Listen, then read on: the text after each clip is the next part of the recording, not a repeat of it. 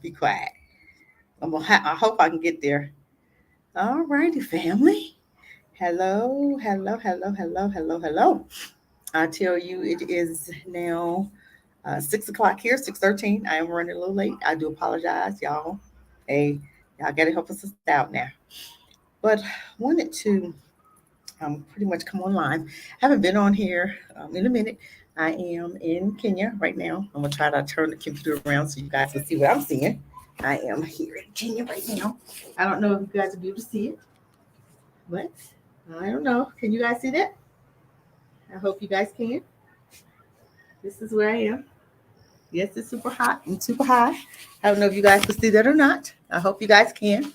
But just wanted to talk a little bit um about Rwanda. We're gonna really do some really good, deep conversations when I get back.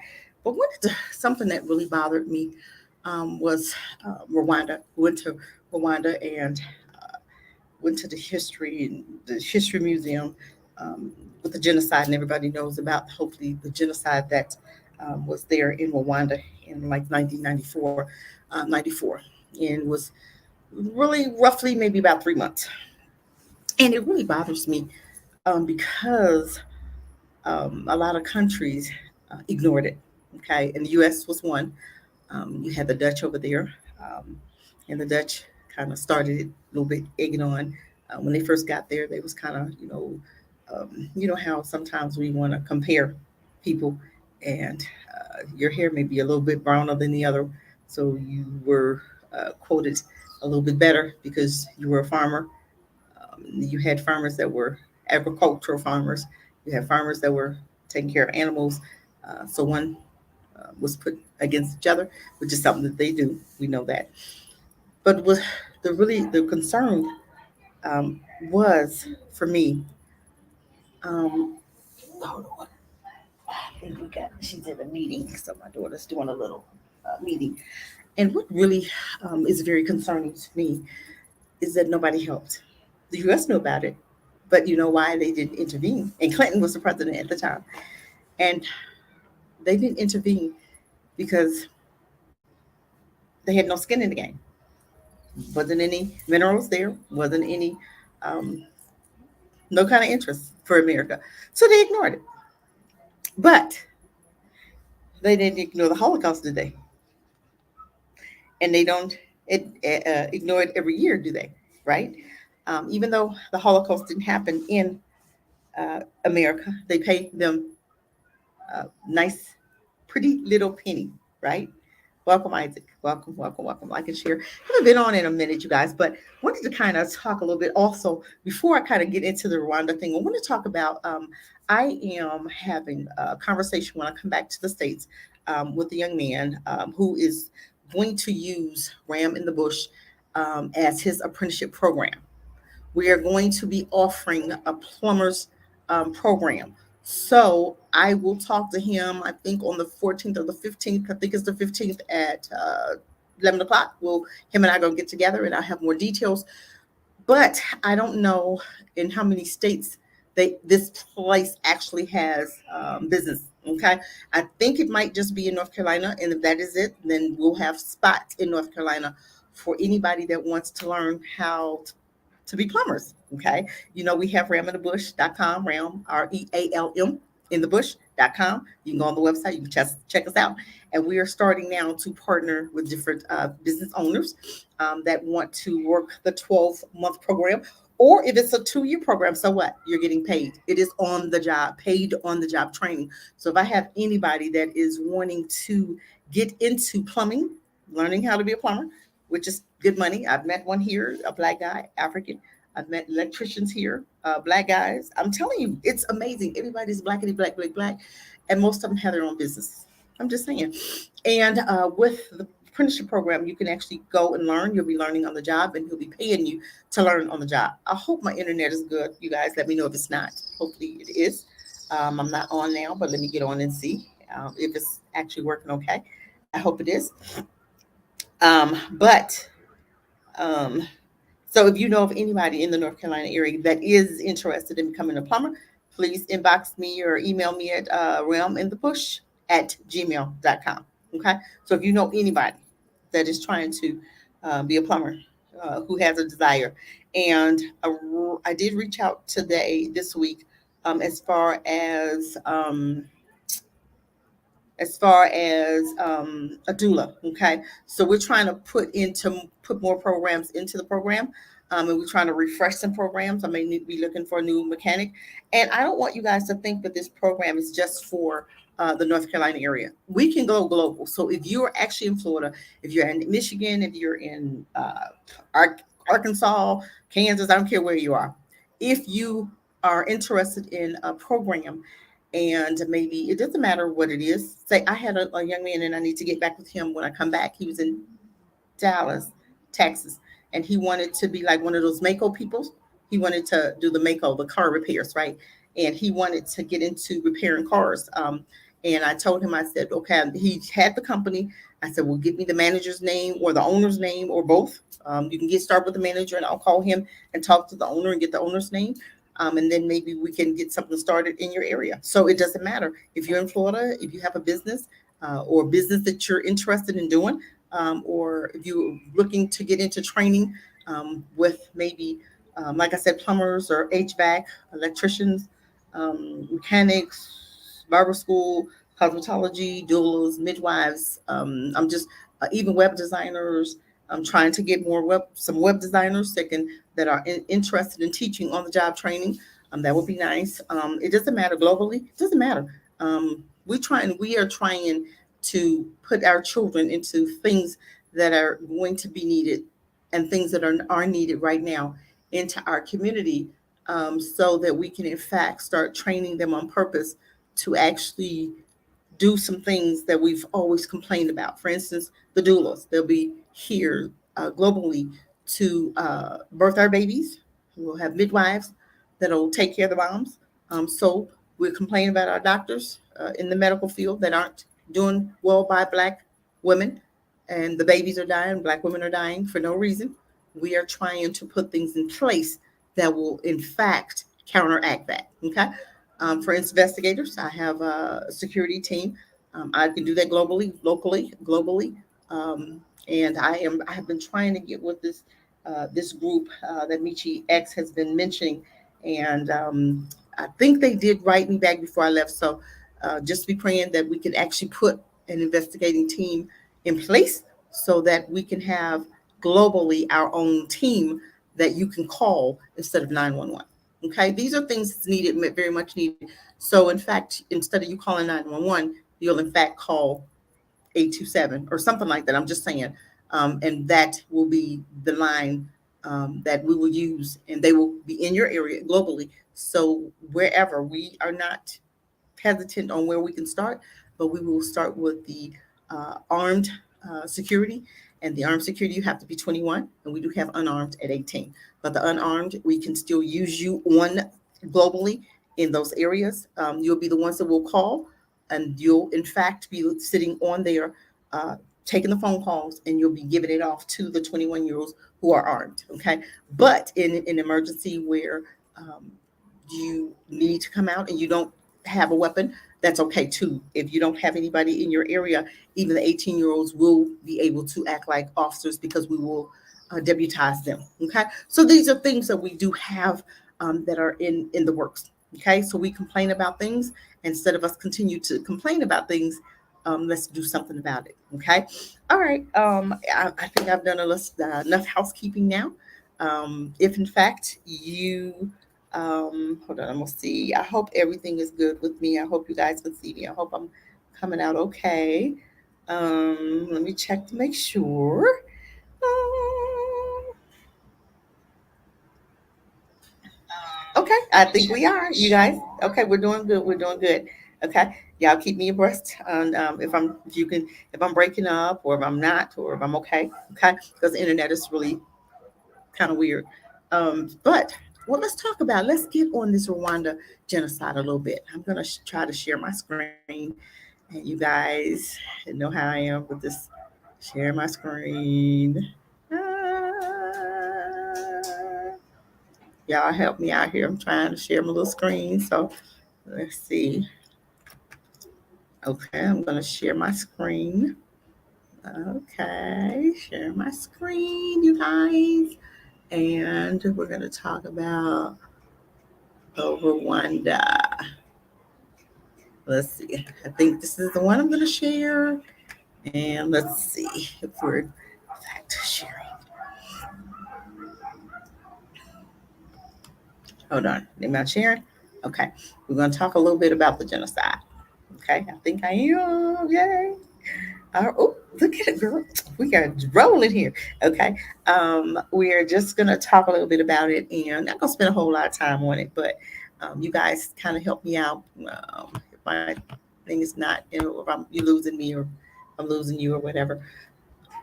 But we just want to be able to talk about that Rwanda genocide and its the Rwanda genocide. It occurred between April 7th and July 15th of 1994 uh, during the Rwanda Civil War. During this period of around 100 days, members of the Tutsi, Tutsi minority ethnic group, as well as some moderate Hutu and Twa, okay, were killed by armed Houthi militias. The most widely accepted scholarly estimated are around 500,000 to 662,000 Tutsis' death.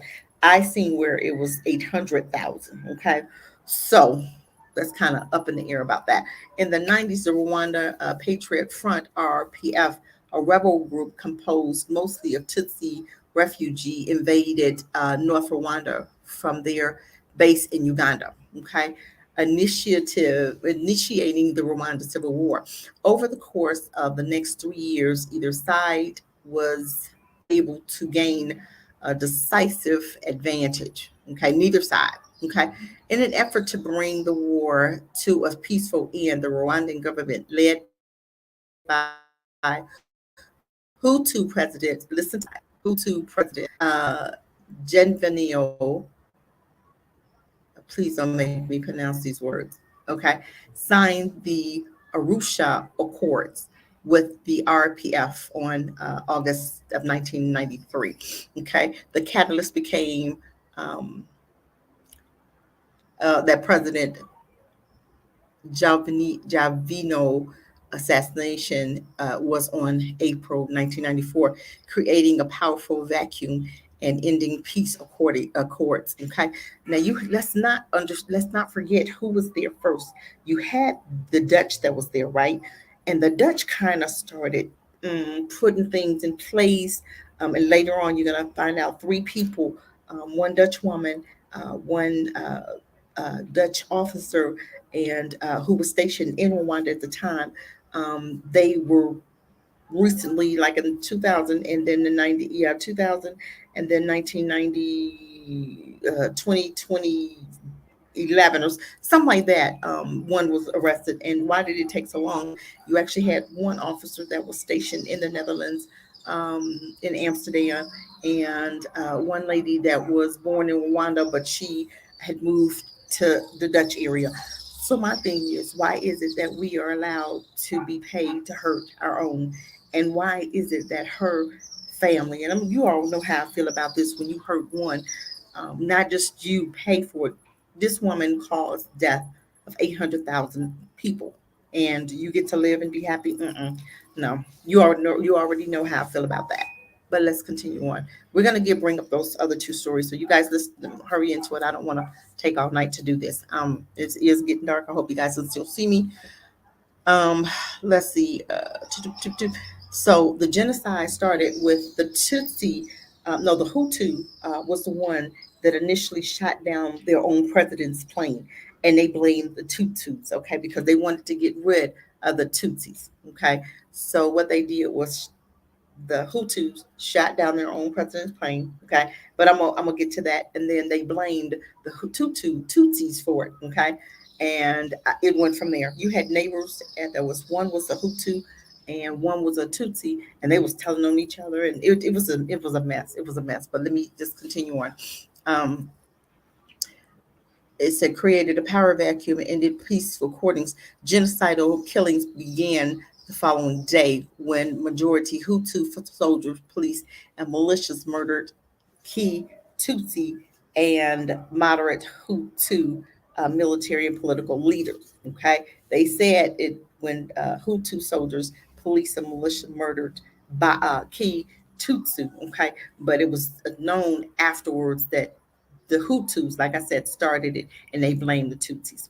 The scale and brutality on the genocide caused shock worldwide, but no country intervened to forcefully stop the killings. Now tell me why. We've seen this happen in Syria. We've seen it happen in different other countries, and United States couldn't wait to get involved, right? And the UN couldn't wait to get involved, and some other people got involved, right? But because it was black on black, quote unquote, crime, we're not talking about white on white crime like Russia and Ukraine. We're not talking about white on white crime. We're talking about black on black. Okay. But let's continue. Okay. Nobody wanted to intervene. But let's go on.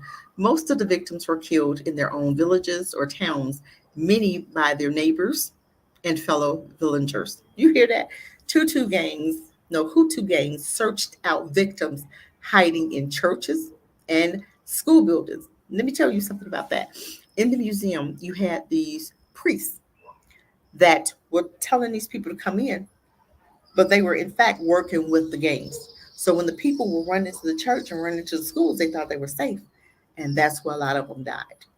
This stuff is, whew, it was very hard watching that. Very hard.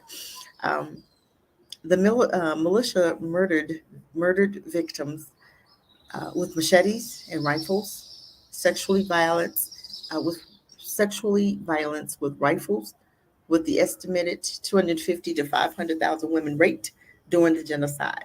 The RPF quickly resumed the civil war once the genocide started and captured all government territory, ending the genocide and forcing the government and genocidarians into Zaire. So a lot of people ran into other areas. The genocide had lasted profound effects in 1996. The Rwandan government launched an offensive uh, into Zaire, now the Democratic Republic of the Congo. Okay, they changed it from Zaire to the Congo now, home of exiled leaders of the former Rwandan government and many Hutu refugees, starting the first Congo War and killing and establishing 200,000 people. Okay, an estimated 200,000 people. Today, Rwanda has two public holidays to mourn the genocide, and genocide ideology and divisionness are criminal offenses, and it's illegal to even mention in Rwanda the Tutus, the Tutsis, the Hutus, and the Twa. It's illegal to even mention that. Yeah, they made it illegal. Okay, so, although the Constitution of Rwanda claims that more than 1 million people perished in the genocide, the real murder number killed is substantially lower. But I read one place said it was 800 million, 800,000. And I read another place where it said 500, so between 5 and 8, still under a million, but it still doesn't matter. They still lost their lives. And it was because, and it's always because of the Dutch. It's always because of the colonizers that'll come in and they'll kind of cause division. You have a whole three, Hutus. You got the Tutsis, and you got the Twas, and you trying to come in and say, oh, one is better than the other, and you can farm better than this one, and you can, agriculturally you're better. All of this division, divide and conquer, is all about them coming in to divide and conquer. You guys know that, right? Let's talk more about it. Okay. I want to get out of this one, and I want us to talk more about. I'm closing them down so that I can get into the windows. And then I'm going to go back and see if I can get into this one. I don't know if I can or not. I want to talk about the U.S., how they chose to ignore the genocide. They chose to ignore it. The U.S. chose to ignore Rwandan genocide. Okay. You guys can see that, right?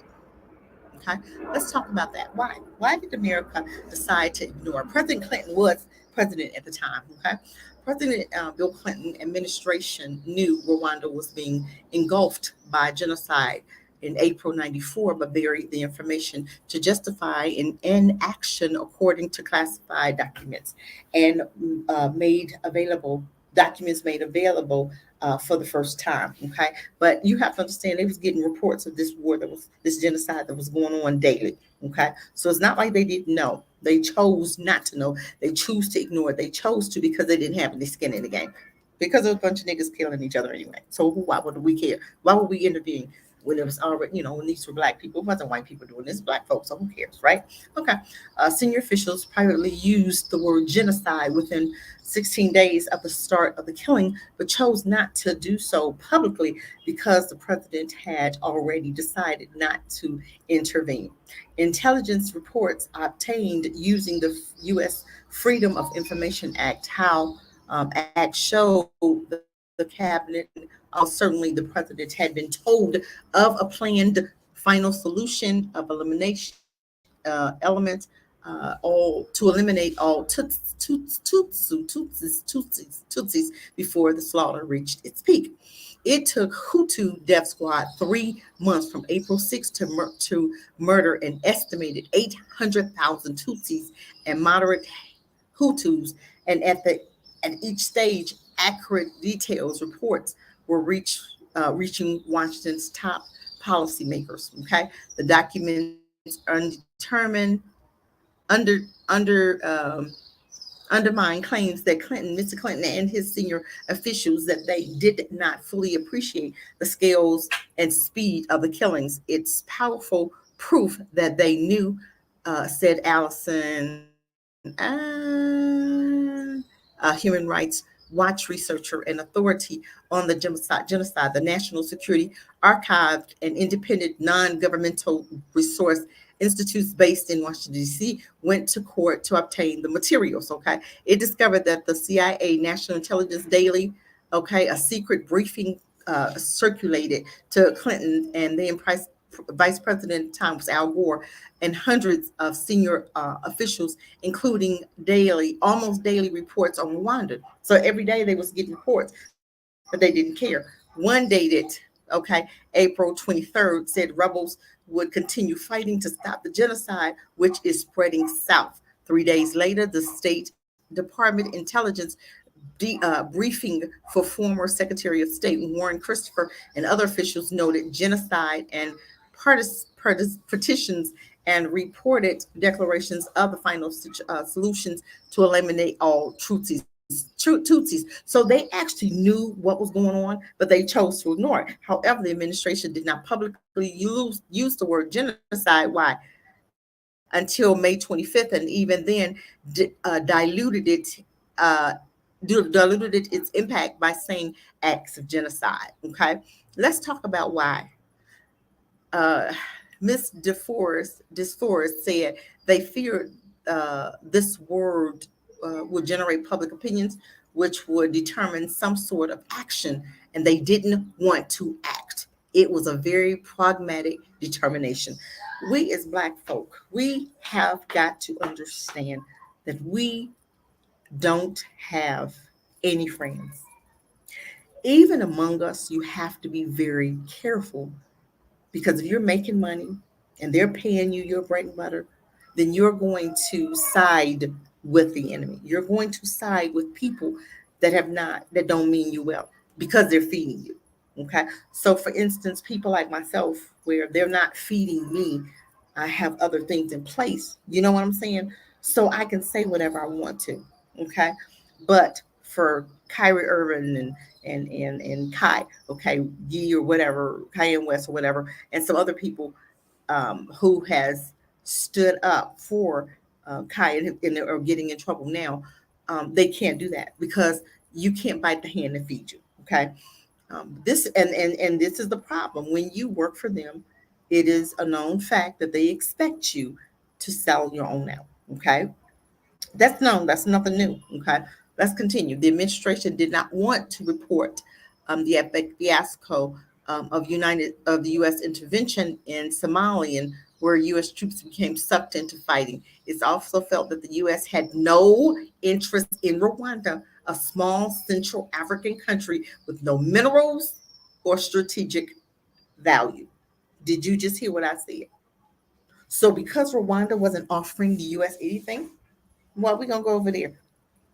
They only intervene and they only go to war with people that have skin in the game. For instance, Africa has got other African countries have got a lot of minerals. Okay, so but you have other countries that they'll go to war with, like China and Russia and Ukraine. All these people going to war because it's not about the people. It's never been about the people. It's always been about the minerals. Okay, let's not get this string twisted. America don't even care about their own. Okay, their own people. So why would they go to war? They only go to war and they only sacrifice your children where they know that country has something to offer them or they can get something from that country. Okay, it's always about gold or it's about the oil or it's about minerals or something like that. Okay, I remember when Reagan and Nixon or Wade Reagan went to war, it was about the poppy seed. Okay, remember the contraband war? It was about drugs. It was about the poppy seed. One wouldn't let the America come in there and get what they needed and take it out, and they was fighting. It was a mess. It was all over drugs. Come on, you guys. Let's not act like we don't know this. Let's not do that. That's not intelligent. Okay. So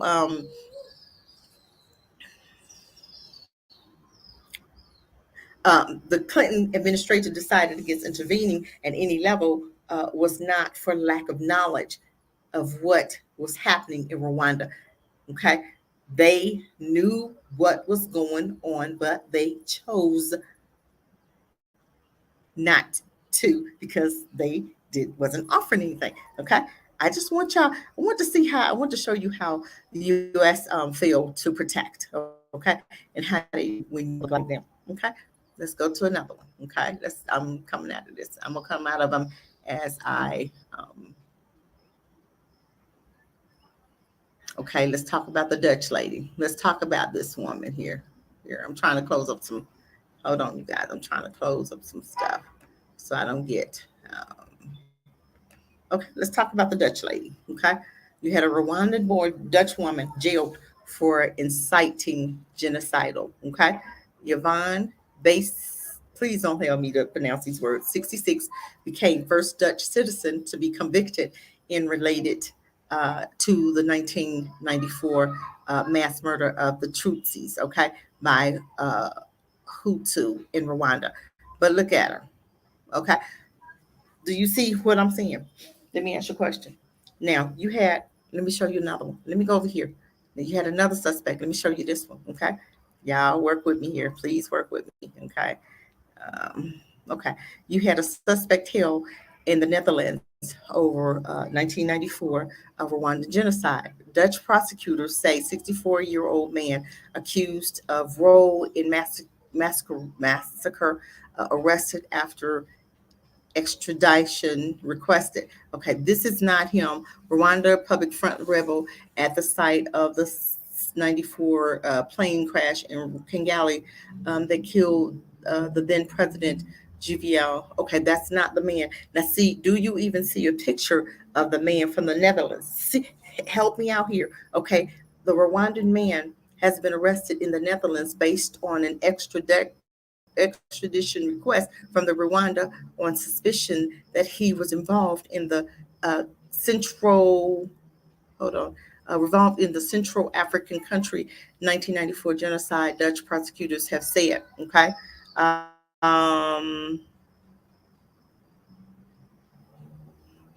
Okay, now this is talking about somebody else, but I wanted to say 65-year-old man who was not identified. Why wasn't he identified, family? Okay. Why did you have a picture of the black woman, but you didn't have a picture of the man that was living in the Netherlands? No picture, no nothing. Why? Because you know what color he was. Because if he was black, they would have showed his picture. You already know that. 65-year-old man who was not identified. He wasn't even they didn't even feel like it was important enough to get his name. Okay, let's talk about that. Okay, has been living in the Netherlands since he was granted asylum there in 1994. He was arrested on Wednesday in the town of Urmelo, 44 miles east of Amsterdam. Okay, but guess what? They gave him asylum in 1999. Why would they do that? In 94, the man was an officer in the Mary in Rwanda. According to the Rwandan authorities, he played a prominent role in the massacre committed in the Rwandan capital in Kigali and the municipal of Magina, the prosecutor said in the statement. Okay, the mass killing of Rwanda Tutsi population was ignited in April 6, 94, when the plane carrying the then president was shot down, and they were shot down. Remember, by the Hutus. Okay, it was a Hutu president that was shot down by the Hutu rebels that was trying to start this civil war to kill all the Tutsis. Okay, let's talk about that. Was shot down and crashed in Kigali, the captains killing the leader, who, like most Rwandans, was an ethnic Hutu. Okay, the Tutsis were blamed for downing the plane, and although they denied it, bands of Hutu extremists began killing Tutsis, including children, with support from the army, police, and militias. And I went to that genocide museum, and they did have children, a room full of children, and you had 4 year olds, you had 2 year olds, you had 1 week old, you had month old babies that they had been stabbed in the face, stabbed in the head, stabbed in the eye, stabbed, thrown against the wall. They actually show you and tell you how these children had died. And it's one little baby, like a week old, they threw him against the wall and killed him. He was smashed up against the wall. It's crazy. It's who does that? I have no idea. The Tutsi plane. Now I told you the Tutsis were blamed for it, but the Hutus actually did, and it came out later that the Hutus did it, shot down their own president's plane so that they could start the civil war. Okay, an estimated 30,000 civilians were said to have been killed during that massacre, but we all know that it was way more than that. We talk like between 5,000, 500,000, 800,000. Dutch prosecutors said that according to the Rwanda authorities, the officer was closely involved in the planning and execution of the massacres, and including by supplying weapons to militias that killed Tutu refugees. The man received Dutch citizenship in 2013, but immigration authorities sought to revoke it in the court after the allegations against him came to light. He was arrested after his final appeal to was exhausted on Wednesday. But let me just tell you, remember here now, okay? Remember, this man they allowed him, they was going to let him go up until 2013. He was in immigration, and he was trying to get receive Dutch citizenship. So this man was in Amsterdam and all over. Okay, but guess what? If he had been, he didn't look like me and you know, uh, you know, they would have had his picture all on, plastered, but they ain't got his name. They ain't no name, no face, no nothing. But this goes to show they can do anything that they want to us. They can do anything that they want to us, and nobody cares, and nothing's done about it, which is super sad. We have no friends. Okay, the man received. Let me see, from Italy to Sweden, Hungary to France. Um, the far right was once again a force to be reckoned with. It hostility toward immigrants encourages, okay, xenophobe, and okay, I'm not trying to read all that. I just want you guys to, I just want to help you to understand that they never, ever, ever, ever, ever showed his picture, nor did they ever give you a name. Okay, this is what they do when they protecting theirs. This is how they act. They put this woman. Okay, let's go back. They put her on the thing, didn't they? Put her on blast. Let me see. Yvonne seated spoke with her lawyer Victor in the Dutch. Now see, they got her picture up there, and she's got a little lawyer, and they have a picture. They have her name, and they have a picture, right? But when it came to the Dutch man, they had no information, right? Okay, this is what they do. So you have to understand, why is it that we're always held accountable for what we do, and they are never held accountable for what they do? They can do whatever they want to do. They can genocide 800 million people, 800,000 people, and they get away with it. But then let us breathe wrong. Let us breathe wrong, and it's a problem. You know what I'm saying? I don't care what it is we do. They're going to always go above and beyond. You going the extra mile trying to bring the whole family into, well, the mama did this and the daddy did this and da da da, but they don't never hold themselves accountable. That's what bothers me. They never hold themselves accountable for anything. Okay. I think I'm getting a little, it is getting a little dark out here, y'all. I'm going to try to turn this way. So see if you can see me. I'm going to try to see if you can see me a little bit because I'm in the dark here. I'm not trying to turn on the light, but I may have to go in. I think I will go inside in a minute. Yeah, I'm gonna have to go inside. Y'all, hang on, hang on, hang on, hang on, hang on, hang on, hang on. Y'all, just come on, walk with me, and we're gonna go inside. I'm up here on this deck. Oh, Lord, I'm gonna break nothing. But y'all just hang on in there with me. And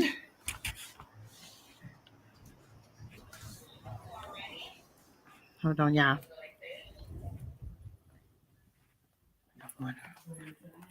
Yeah, got caught in the dark. Got caught in the dark. Didn't we, y'all? Oh, still in the dark. Hold on, turn on the light here. Y'all bear with me. Woo! Can y'all see me? Y'all see me? Yes, you can see me. Okay. Um, we're just gonna talk a little bit, just a little bit more. We're not gonna be on here much longer. Man, I'm telling you, you know what? I have not done a live in so long. But I'm hoping you guys can see me okay. Um, you guys can see me. Hope everybody is having a good day. Um, this has been a very good vacation. I'm trying to see. I still think I'm in the dark a little bit. Man, I'm gonna give me a little chair. This is crazy. I don't like all this. Let me hold on, you guys. I'm sorry. I'm gonna have to rearrange some things. Give me a chair. Hold on. Y'all bear with me.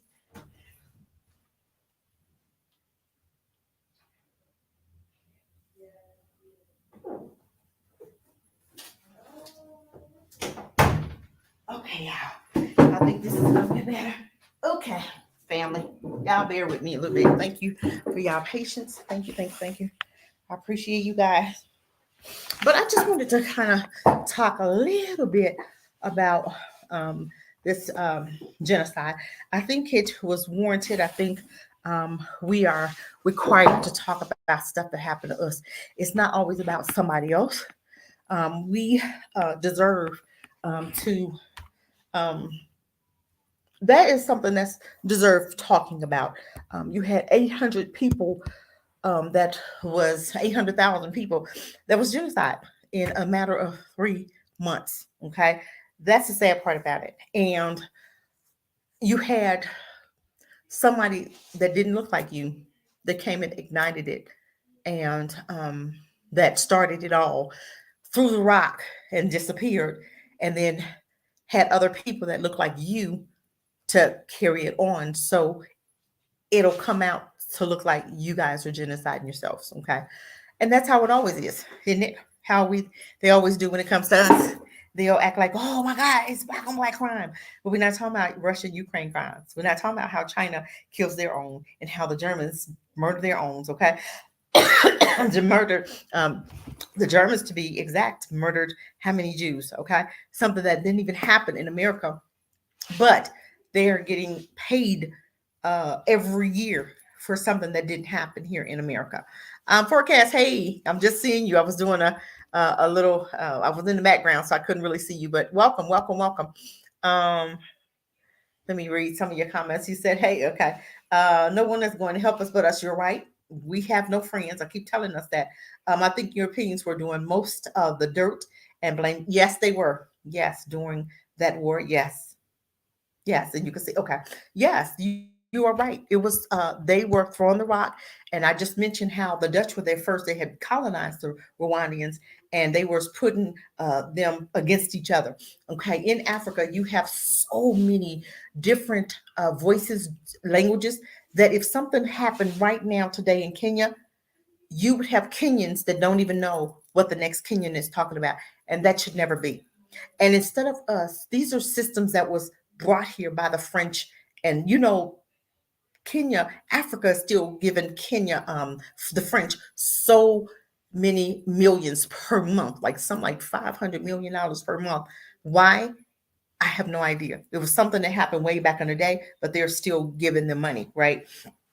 Even till today, 2020, 22, and they're still giving them money for something that was, way back in the day. Okay. And they're going to continue doing it. But my thing is that money has made France rich. Okay. While Africa is still like a third world country, it shouldn't be, because you got minerals and literally minerals in the ground that could be dug up. And America will tell them, oh, that's not worth anything. But then they come over here and get the minerals for much nothing. But my thing is, Africa's waking up.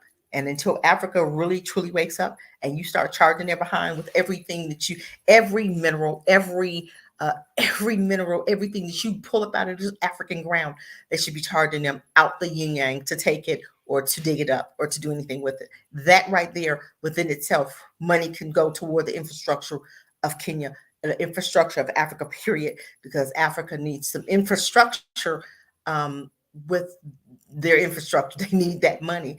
And instead of you allowing China to come and dig up and take stuff and be done, they should really charge China, and that could be money used for the infrastructure of Africa. I'm just saying. And there's so many other things that I see, but I still love Africa. You're just not gonna tell me. I love, love, love, love, love, love, love. Okay. It's a lot of businesses that are needed here for gas. It's a lot. Dump trucks. Bakari, I'm telling you, he could come here and rack the hell up. I'm serious.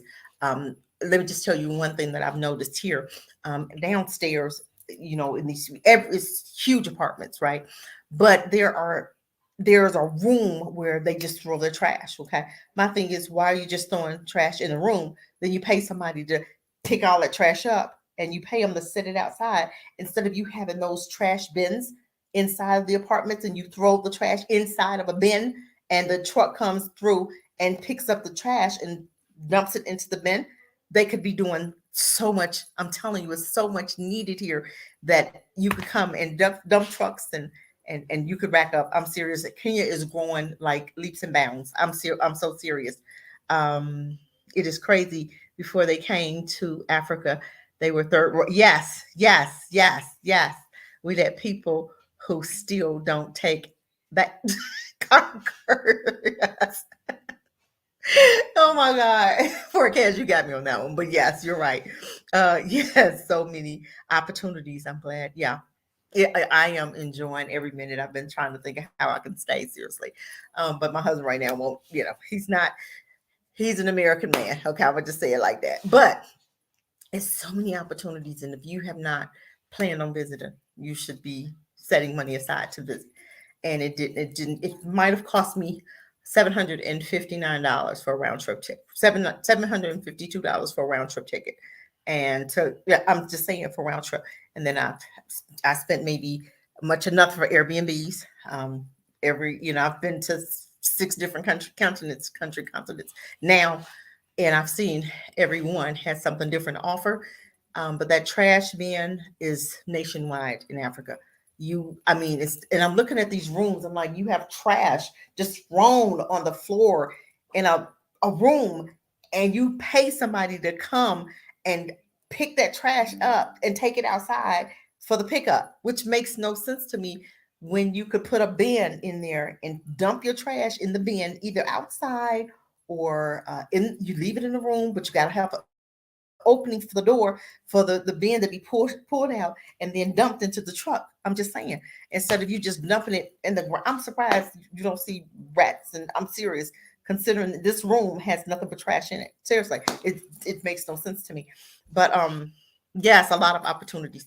But I just wanted you guys to see that how they made a difference with this Dutch court has convicted a Rwandan Dutch born woman of inciting genocide in Rwanda in 94, mass murder of ethnic Tutsi by members of the Hutu tribe, the first conviction of the Dutch citizen for the crime. Okay.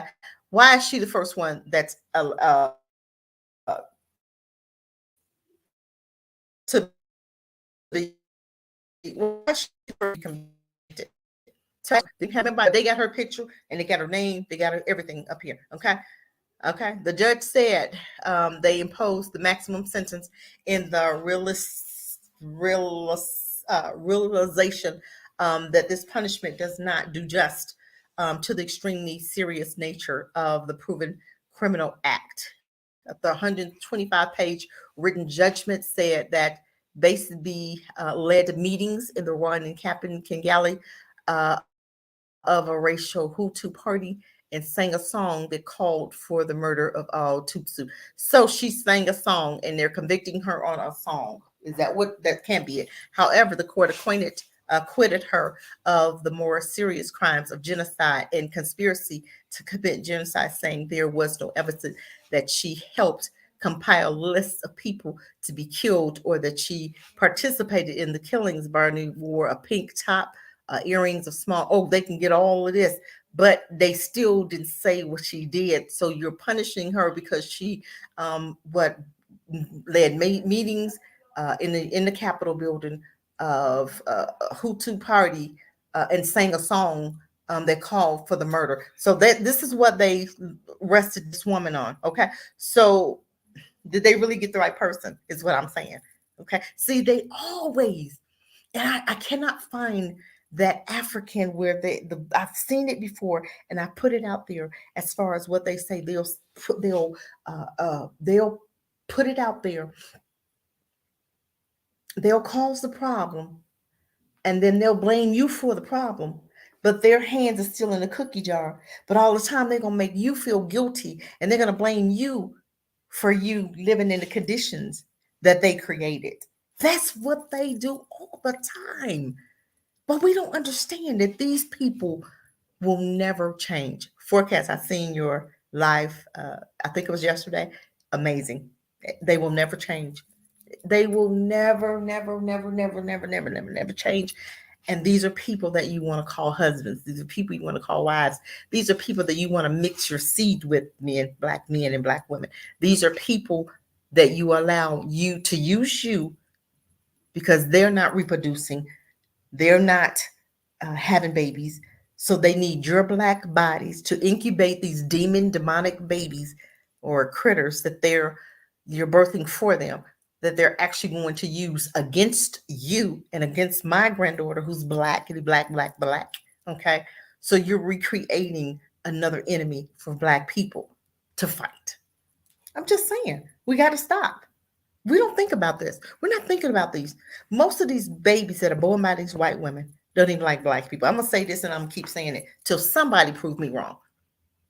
Somebody prove me wrong. And these are the same people that you want to call friends. These are the same people that'll throw the rock, cause a genocide of 800,000 people to die because they came in and colonized these people and they made them start thinking different about themselves, which is what they do even till today. Even to today, I'm looking at it, I'm seeing it.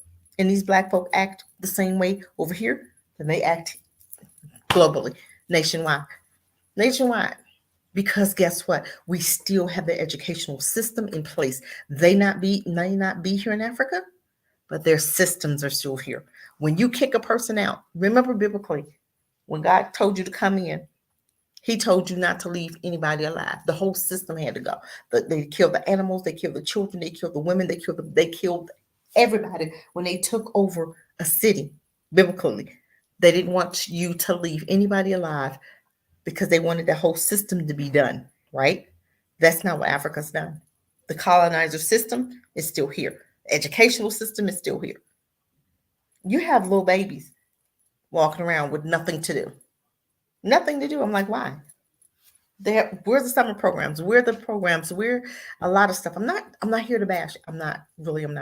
But I just want to show you the difference. And people try to, oh, Africa's better. No, I've seen girls over here also left with little babies on the side of the road. I'm just saying. But you try to tell me, oh, African men, they're family men. Some of them, just like some black men in America are family men. But a whole lot of these women I'm seeing with babies on the side of the road begging. I'm just saying. I'm not trying I'm not trying to put anybody against each other. I want you guys to stop thinking that one set of people in one continent in one country is better than the next. No, we all globally are going through. Hey, Bakari, welcome, welcome, welcome, y'all. So many opportunities. Okay, let me see. That's really good. We should all plan one for next time, so we can actually start building. Yes, businesses. Yes, I told Bakari you should be having your dump trucks over here. You would make a ton of money.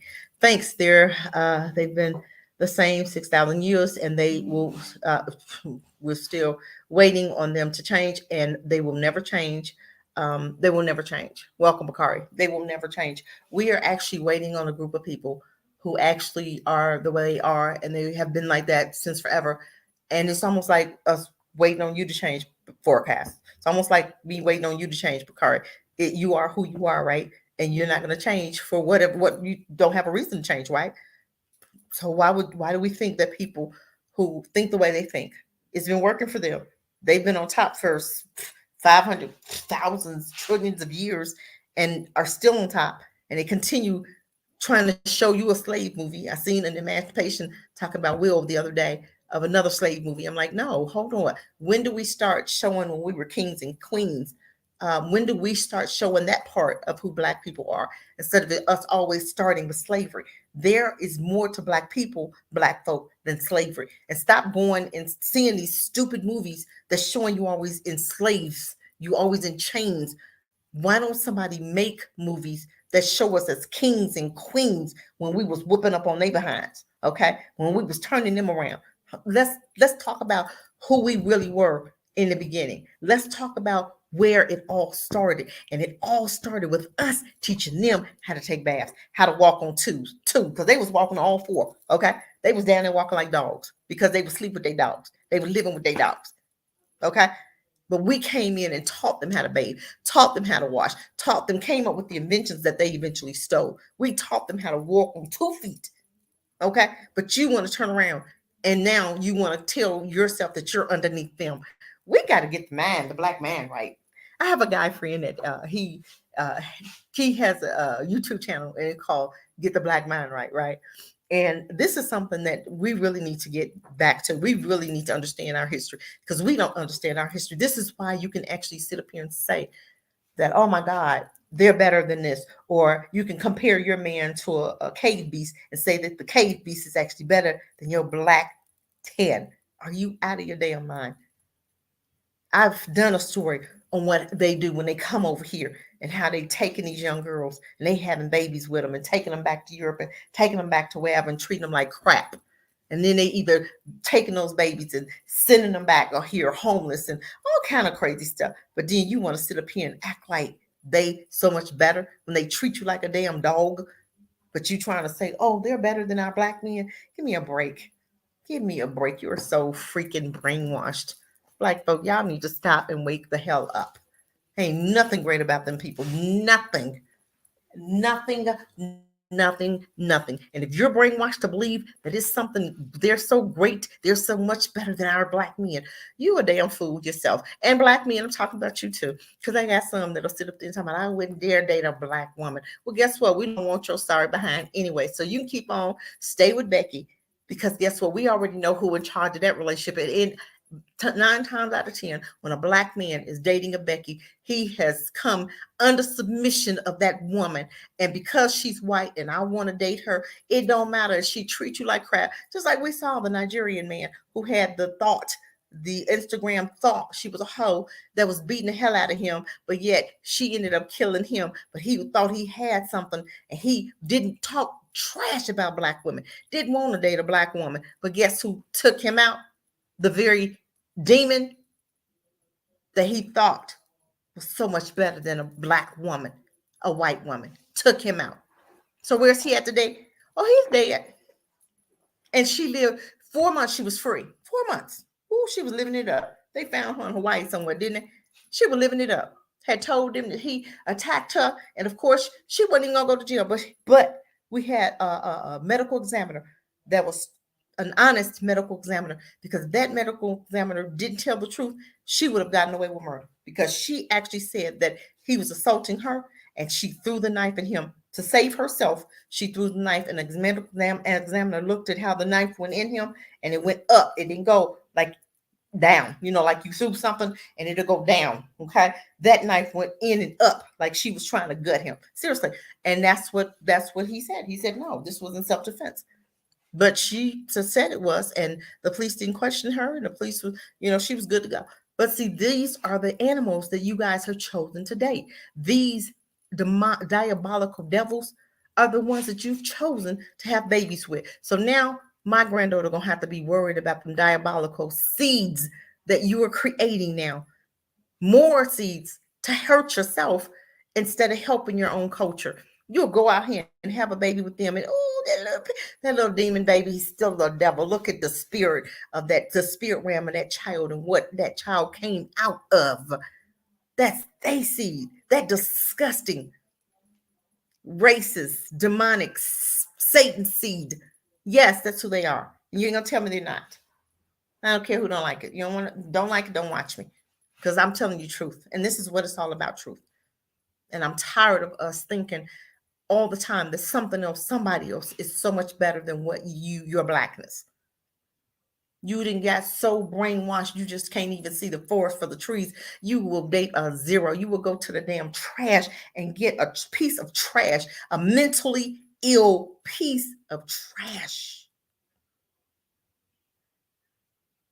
You'll tell your black woman or your black man, your brother and sister, that that's better than them. You are mentally ill. You are mentally ill. And I've seen all kind of TikTok videos. These black men, black women too, that'll sit up there in front of these white women and disrespect your black sister, in front of these white guys and disrespect yourself, ladies, and your culture. And then he'll get on there and disrespect you in front nationwide and will insult your culture, dummy. That's what he actually thinks of your culture. And you laugh. It's what's funny about him talking down to you about your culture. He's talking down to you. He's not just talking about your culture. But you so damn brainwashed that you'll think that he's talking against your culture, blackness, the black culture, because you don't even see yourself black. You don't even see yourself, oh, I'm a woman first. I'm not black. I'm a woman first. And this is the nonsense that comes out of your dumb mouth. This is the stupidity that comes out of your black mouth when you sit up there and say, I'm a black, I'm just a woman. I'm an American. America doesn't even like you. Then you sit up there acting, well, I'm an American. You're an idiot. That's what you are. You're an idiot. Going to bat for a country that hates you. Sending your child to the service for a country that hates you. That you come back and how many uniforms did they hang? How many men that went to fight for this country that they came back and they was hung up in their uniform because you came back and he didn't go to the service, but now you are uppity nigga because you went and fought for a country that hates you. And now you come back and they thinking, oh, you think you better than me. I am better than you. I've always been better than you. It ain't nothing changed. And you know I'm better than you. That's why you constantly kill us all the time, because you know that we are trendsetters. It don't flow if we don't say so. It don't rock unless we rock it. It's not a trend unless we do it. And then here you come, Karen, Becky, trying to take over and then make it dysfunctional like Black Lives Matter. Now you done made it for LGBT and you done took that little movement over.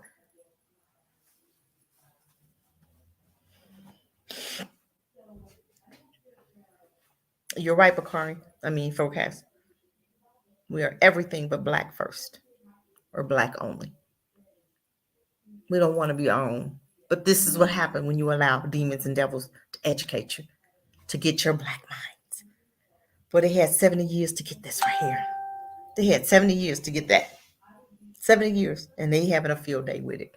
And instead of us taking back our children from them, we still insist on allowing them to educate our children. We don't see nothing wrong with the educational system. Let me tell y'all, dummies, something. If the educational system was all of that, they wouldn't allow your black children to be in it.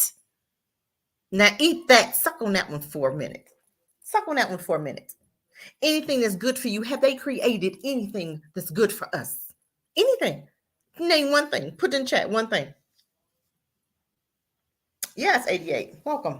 Welcome, welcome, welcome. Have they created anything good for us? Anything. Not one thing. Everything they created, a system was for our oppression. The schools for our oppression, housing for our oppression, because they create the ghettos, then they put you in the ghettos, and then they point the finger at you. Oh, look what you created. No, you created that. We didn't create no ghettos. Why would we create such a mess for ourselves? We didn't create that. They'll create something, then blame you for it. Burn a house down, burn a whole police station. Antifa, Black Lives Matter, right? Remember? Antifa that was marching along with Black Lives Matter, burned down a whole police station. They said, oh, Black Lives Matter did. Black Lives Matter didn't do that. We know who did that. But they never hold themselves guilty for anything. Never. Who's that guy that now, the old guy, old white guy, who owed black folk money because he was standing out there marching? I don't know the guy's name. They just was talking about him. He was shown in the picture when they was marching, or when the black folks was trying to integrate. That was the dumbest thing ever right there. I just don't understand. None of that all of that blows my mind. I just can't understand. You in the 60s, you couldn't go to their restaurants. You're going to pay them. You're going to force them. You're going to fight with them. They spat on you. They kicked you. They spit in your food. They dropped your food on the floor, picked it up, fried it, and gave you a hamburger, and you ate it, and you paid for it, and you fought them. You fought to give them money to make their businesses successful. That's mental illness. We fought them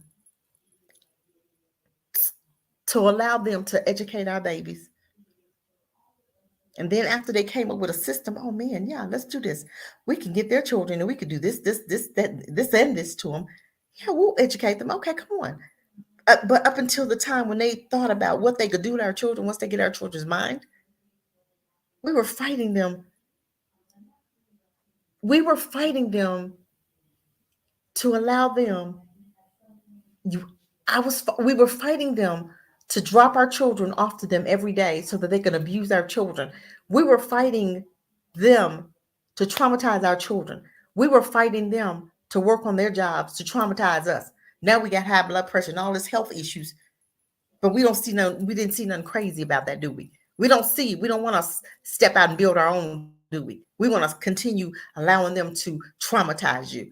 We want to stay in this abusive relationship with America that will later look at you and point their finger at you and say, oh, what's wrong with you? Why are you looking like that? Why are you looking crazy? After 500 years of being beat down by you, and then you want to look at us and say, oh, what's wrong with y'all? Why y'all kids acting crazy? Because you've had them for the last 70 years. They weren't acting like that till you got your grubby demonic hands on them. Let's talk about that. And we still fight to put our children in their schools. We still fight them every freaking day. You can look up the news right now and we'll see a story where one of them crackers did something. You seen them on the other day, Halloween. They was rounding in the daycare scaring little babies. And I seen one little black boy in there. Why is that black parent had their one black child in the midst of all them white kids? Because he thought he was getting they thought they was giving that baby a better education. And he got scared the damn daylights out of him, didn't he? Delusional. What's that? 88. I'm still here. Africa was great. It still is. I'll be here until the 12th of December. So yeah. But we are just so delusional. I don't understand what it's going to take. I don't get it. I don't understand it. Please help me to understand it. What's it going to take for us to wake up? What's it going to take? You go to their jobs, and you got Africans right now here. And we were talking the other day. We went to this beauty salon, right?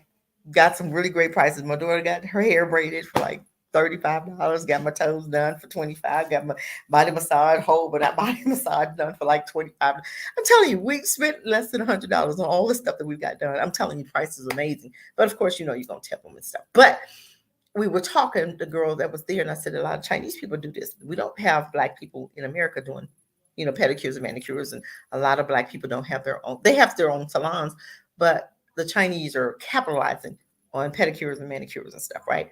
We talked about the hair salon. And she was talking about a couple Chinese Indian people have approached her to come. Now she's got her own business to come to UK. I said, you're going to leave your own, a black African country that you're building in to go and work for somebody in UK under them, building their business when you have your own business here We're getting ready to give you money for the services you've offering us, and you're thinking about going to build their business for them. Make it make sense. Make it make sense. That makes no sense to me. Why would you do that? Why would you leave Africa, your own black country, that you're building your empire, you're building your financial freedom here? I mean, she had a beauty shop on one, and it was in a hall in the mall, right? And then she had on the crossway, she had the barber, pedicure. No, she had the massages, tattoos. She had all this stuff. So she had two shops, one on across from each other, right? And I'm like, you're building your empire here. Why would you leave this to go and build theirs and build their businesses, build their work like a dog to build their stuff? But you can do it here in your own country and be free, make your own schedule, hire people to work for you, which you got it going on now. You have girls that's working for you, but they seen her brilliance and they wanted her to go and create that and work for them and build their businesses up for them, and they not have to do anything because they saw she's doing it. She's doing it. So what's the best thing to do to get somebody already doing it, who's already built an empire or building an empire, and you've not even built yours? So I'm going to hire you over here to come to UK and build up mine when you got yours already here. You'd be a fool. You'd be a damn fool to leave what you got to go to UK. You own your own land, you own your own business, you own your own home, but you're gonna leave all of that. And this is what we did as black people. Look at the scenario. Isn't this the same scenario? Look at I just let me come back over here and say y'all, we're gonna quit sharing for now. But I just want to be able to look at y'all because I want y'all to understand how serious this is. This is really serious, seriously. Now, you're there building your own, right? And they see you doing such an amazing job. So they come to you and say, hey, Cassie, I'm going to offer you this because I see you've already done it. And I need some help in building mine. Okay. Because I'm not as smart as you because I'm seeing you do it. So I'm going to pay you to come and work for me in the UK where you won't have your own shop. You won't have your own home. You won't have your own land. You won't have your own home. You won't have your own anything because you're going to work for me. And I'm going to pay you peanuts. Okay. And you're going to build up my little stuff. I'm going to pay you peanuts. Now, this is what we did, okay, right? In the 60s, when we left all of our hospitals, we left all our clinics, we left all our homes, we left all our land, we left everything to go over here and build their businesses, to build their clinics, to build their hospitals, to build their schools. And all of our black doctors, we left over there. All our black nurses, we left over there. And now you over here in their hospitals and you're dying. They're not treating you right. You're dying. We left all ours to come to theirs, and we have absolutely nothing. We build it from the ground up, and it don't belong to you. That's what we did. Does that make sense? That makes no sense to me. Like makes sense to you, but it makes sense to me.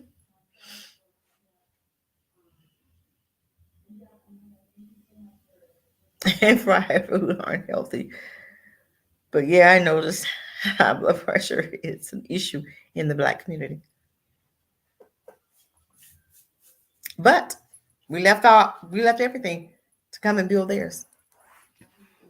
And then we put our children in their schools, in their atmosphere, and our children are traumatized. And look at the result. Look at children. Let's step out of where we are and look at our children. Look at the schools. Look at the homes. We work like dogs globally.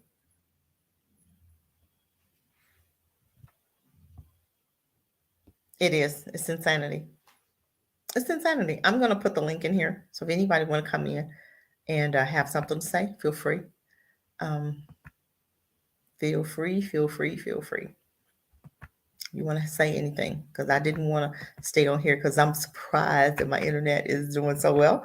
I'm so surprised. So, but I don't want to say it too loud because you know the internet will crack up and do all kind of stuff. So if anybody want to come on and have anything to say, I'm done. I just wanted to bring up that Rwandan genocide.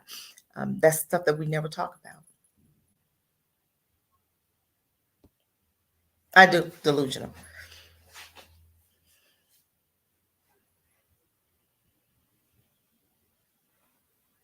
I did. Yep.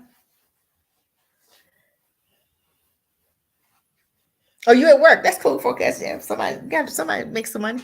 That's fine. But yeah, I got some stuff in the works. 88, and I'm telling you, it's just it's work. It's work. It's work.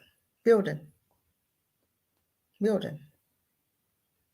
But we got to start somewhere. We got to start somewhere. Yes, I have a foundation. I have a few things going on because I believe in having several streams of income. Delusional 18. I don't know. Is that delusional, or is that Deron Lewis? Okay, 88. Okay, 88. We'll just call you 88. I don't know why I call you delusion. I don't know why I saw that, but sorry about that. But 88, yes. But my thing is, it is time for you and anybody else to start building. We should have several streams of income, several streams. But it just didn't start with me just pretty much quitting. You know, I had to build. I had to build to that. I had to build to that, and I'm still building. Yeah, but I understand, and I am creating generational wealth for my children and grandchildren, more or less my granddaughter. I'm just saying, it's time for us to do something different. Why do you think I created Ram in the Bush? Because that's for the future. And we have to start somewhere. We have to start somewhere. They are always in competition, but guess what? How do you compete when you don't know how? We created everything. We created everything for them. So how do you compete when you don't even know how to? You don't even know how to bathe. How are you compete? How are you competing? There is no competition. 88. There is no competition with us. They will never be able to compete with us. Never. Never. Never. Never. Never. Never. Never.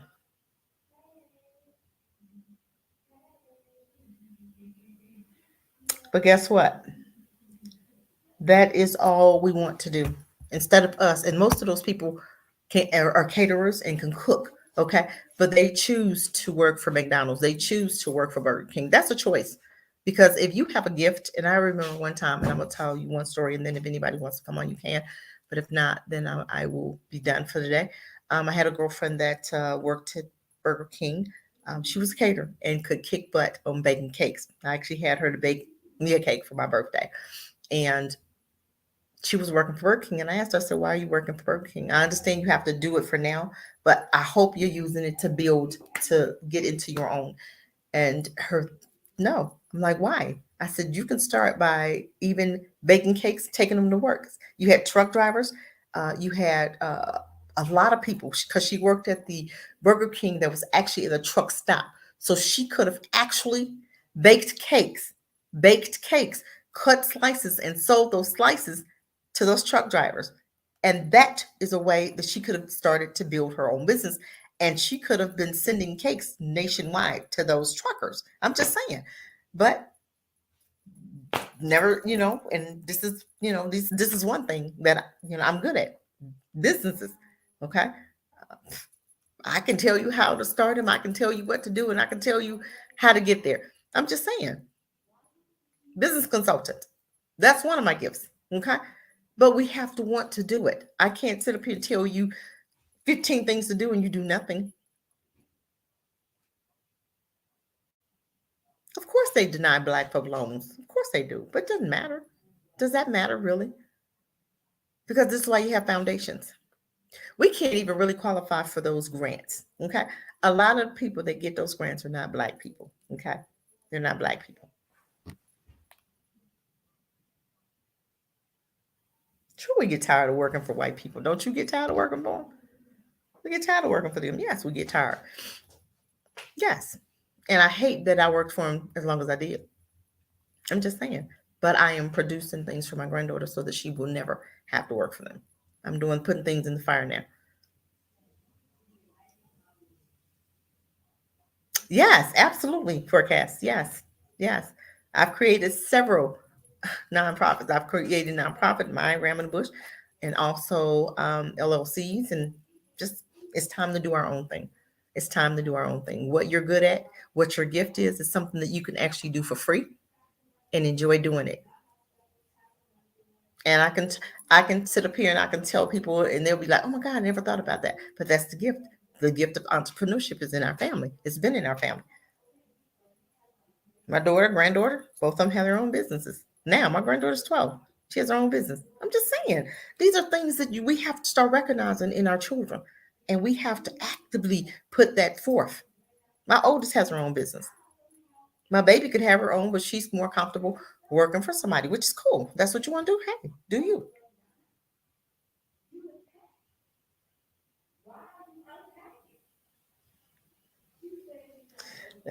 It's like they will see you to get fired. Yeah, that's true. But guess what? Let's start using these businesses to grow. Let's start using them, their paycheck, to get to where we need to be. Let's start using that money in order for us to grow. Don't just plan on working somewhere for 10 years under somebody. Let's find out our gifts, forecast, and we will talk. And let's start putting some money aside, even if it's nothing but $50. And a lot of times, it don't take but $50 to start your website, to create a business. I created a business of $50, and I sold products, and it wasn't even mine. I just sometimes I'll do stuff just to see if I can do it. But ramming the bushes is my baby. I actually have a meeting forecast after I come back with a guy. So if, I'm telling you, if you know any young boys that want to be plumbers, okay, I'm meeting with him when I come back on the 14th. I don't know why I keep saying 15th. The 14th at 11 o'clock. Please, I'm like trying to keep that date in my head. Right. I'm like, I need to write it down. I need a calendar. I need my calendar. But actually, we're going to talk. He's doing an apprenticeship program. He wants to use my boys, my girls, whoever from around the bush. So I am looking for uh, young boys or young women that want to be plumbers, okay, for a reputable company that's going to hire them, paid on the job training, okay, for being a plumber. And you can actually do this program 12 months. My program is 12 months or 2 years, depending, doesn't matter. Or you can stay there for next 5 years, it doesn't matter. If you are an entrepreneur, you can work for them, get a certificate, and then take that certificate and actually work for somebody else. Or you can stay working for this certain company. But we'll talk more about it after I'm done, after him and I meet, because him and I are meeting on the 14th, and we're going to talk more about it. And I need some 18 to 25-year-olds that want to be plumbers. Okay. Put that. Yes, yes, yes. Plumbing, yes, is important. And yes, and a good profession. I've met an electrician here, $40 an hour, and that's in Africa. Okay, black. It took them 2 years. Electrician. I've met a plumber the other day. Took 2 years, 2.5 years for, and he's a plumber, working his own business. A lot of black guys, a lot of Africans, ladies. Let me just tell you, if you're young, Africa is the place you need to be, because these young boys are getting them certificates. They are schooling. It's only taking 2 years, and they are plumbing now. They are plumbers, electricians, web designers. I've met all kinds. A lot of them don't want to get on camera because they have to live here. I understand. I wanted to talk to a lady. I kept putting this off because I really was out. I was in Rwanda, and I really wanted to talk to her about that, but she couldn't do it. And it's okay. It's okay. So her and I talked, and I can, you know, talk about what her and I talked about, and talk about some other stuff as far as how she really felt and what was really going on, that wasn't in the news. But we can talk. But a lot of them don't want to be on camera talking about this. Even when I talked about the young woman who had the baby and the white guy and stuff, I actually introduced her, but I kind of talked her face. She wasn't on camera, right? But it's very hard for them to talk on camera. So it's very hard to get, if I was here locally, more so than what I am, and get to know them and they get to know me, sure, I could probably get them to talk on camera, but I'm not here long enough. Um, well, that's good that you're doing this, because boys, the black men are dealing with racism on the job. Yeah, the 88, they're not even hiring black men. I worked as a recruiter, and they're not hiring our black men. So if you are wanting or looking for employment, or actually are have a gift, one young man I need to talk to, he's from Texas, Houston, Dallas, and he is actually wanting to do the Mako. You know how they do the car, after you have an accident, you take it to the Mako and they get out the dents. That's his gift. That's what he wants to do. So actually have him looking for a business there in Texas that he wants to do, a business that he actually wants to work for. And I'm going to call the manager and see if he'll hook up with Ram in the Bush, and see if he can actually work for him with paid on the job training. We're not trying not to pay you guys. And a lot of people don't want to pay you guys. And those are not the people that I want to hook up with. I want to get paid on the job training for you. If you're going to get my people, you need to pay them so that they don't have to work 16-hour days, like work for you 8 hours and then go over here and work for 8 hours. That's not going to work for 12 months. That's not going to work. I already know that's a suicide mission. And I'm not going to I won't put my babies into a suicide mission. If you cannot pay them, they cannot work for you. Okay. We're offering paid on the job training. And this is hard for a lot of Black businesses because they're just starting out and they don't really have a lot of clients and they're building, but they're not there yet. So I'm partnering up with anybody that can do paid on the job training for my boys. And I'm trying to get them to pay the $12 to $15. And in my plumbing, I want him to do 15 to 18 because I think that you're going to make some pretty good money. And he has contracts he's already established. So I want him to pay a little bit more. So if you're more established, then my thing is pay the $15 to $18 an hour if you can, especially in HVAC and electrician, plumbing, roofing, because I'm trying to get with a roofing company also. Talk to one, can't get them to call me back, but whatever. A lot of companies we run into don't want to train our young boys, but we know what's needed in our neighborhood and we're going to keep on pounding pavement. And I just wanted to get out there looking for 18 to 25-year-olds right now actively who want to be plumbers to raminthebush@gmail.com. Okay. Contact me. Let me know that this is what you want to do. Give me your information, your phone number. We'll talk. And then after me and this guy talk, when I come back, the plumbing person, I'll give you the information and you guys, they'll do like a whatever interview, but you'll come through Ram in the Bush and you're pretty much already in the apprenticeship program. Okay. So we'll have more details after I come back. We already have a meeting set up. So the 14th is the day I'll be talking to him. Okay. So you guys just hang in there. This whole foundation thing was created and my girlfriend allowed me to come through her 50C3. Okay. So actually hooked up with her and she has D, you see her on there all the time. And she actually has a foundation that helps with the burials of young boys that are young women that have been in domestic abuse and they get murdered. Then she has a program that she deals with that. Okay.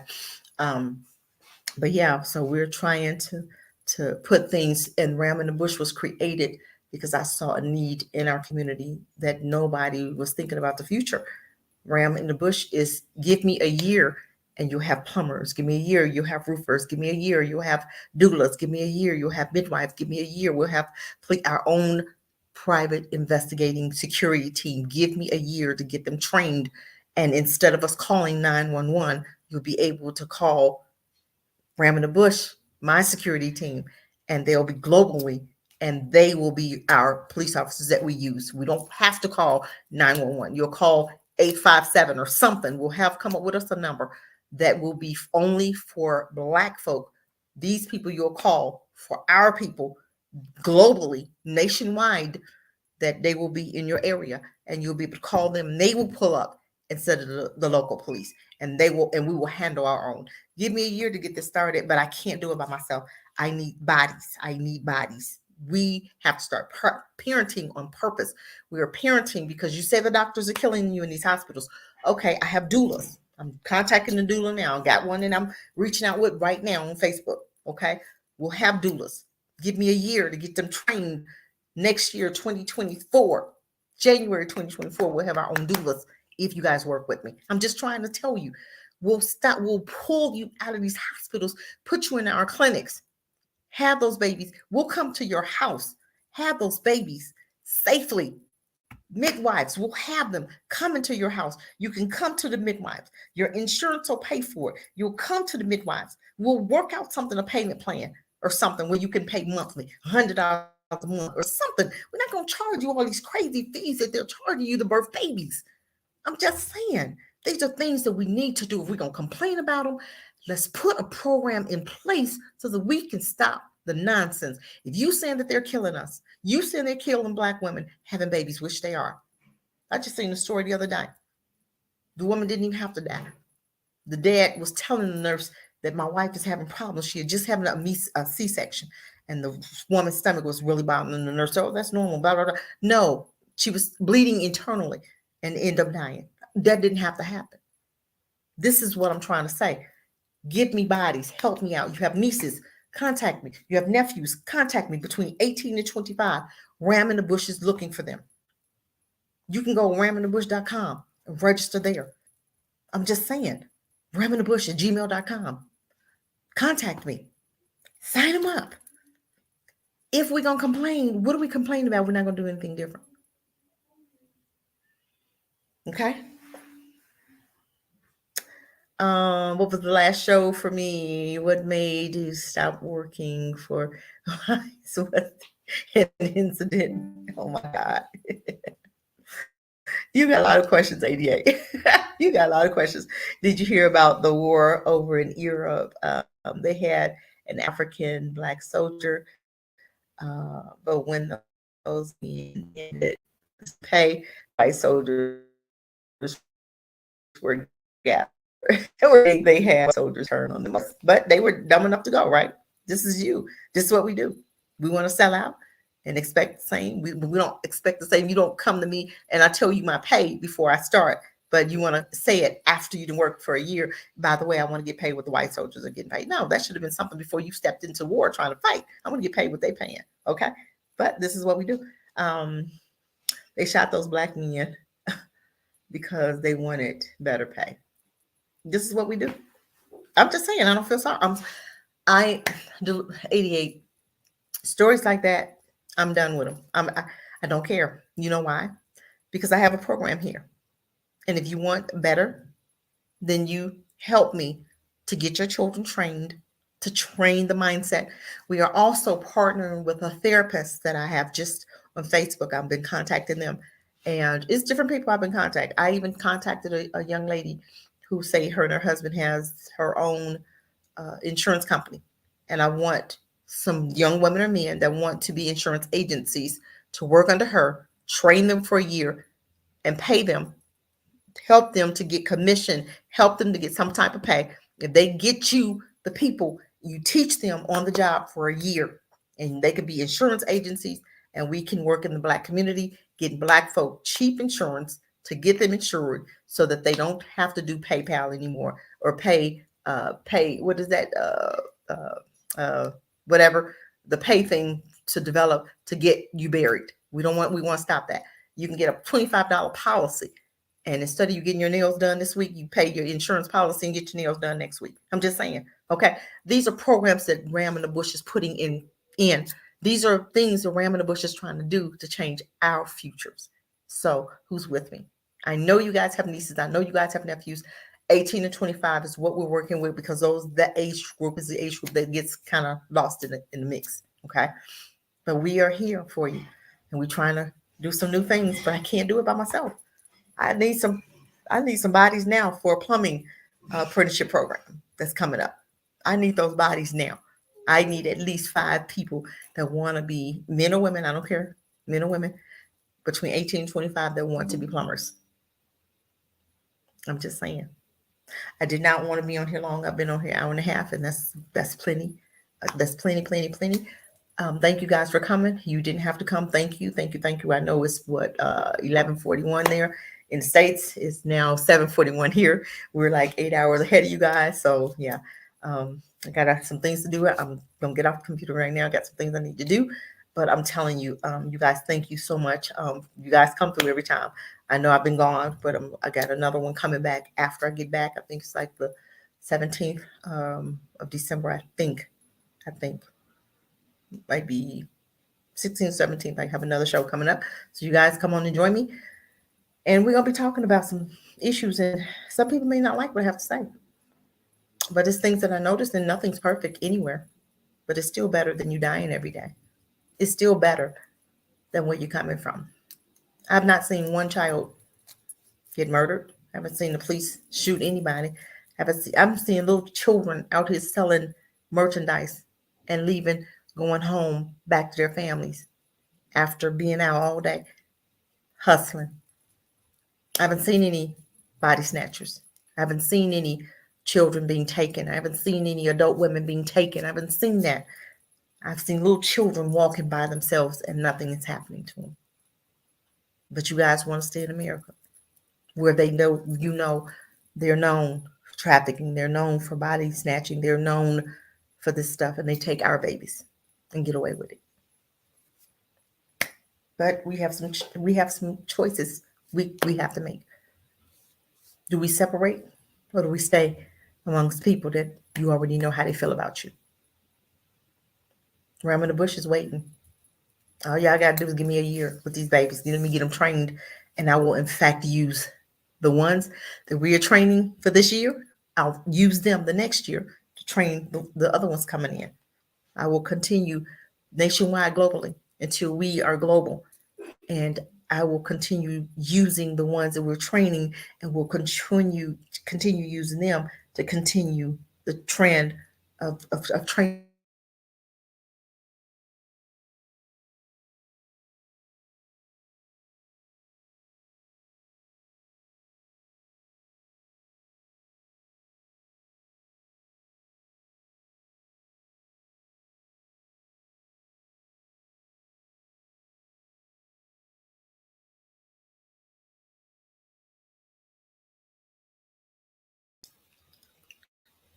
Come on, y'all. Okay, y'all know I'm coming back. You know this thing. I told y'all this computer, the internet is terrible. But I'm gonna be done. I'm not gonna. I've said enough. I'm done. But thank you for coming. Thank you for your time. I appreciate you. Um, Forecast enjoy your day also. And thank you for your patience. Thank you for coming, you guys. We will talk later because I don't want the internet to start acting crazy. This is good. I've done an hour and 30 minutes and I've not been interrupted but that one time. I'm done. I've taken my hint. I'm good. We'll see. Talk to you later. And you guys, peace. Stay safe there in America. And we'll see you on the next live. Okay. Take care, family. Take care of yourself, you guys.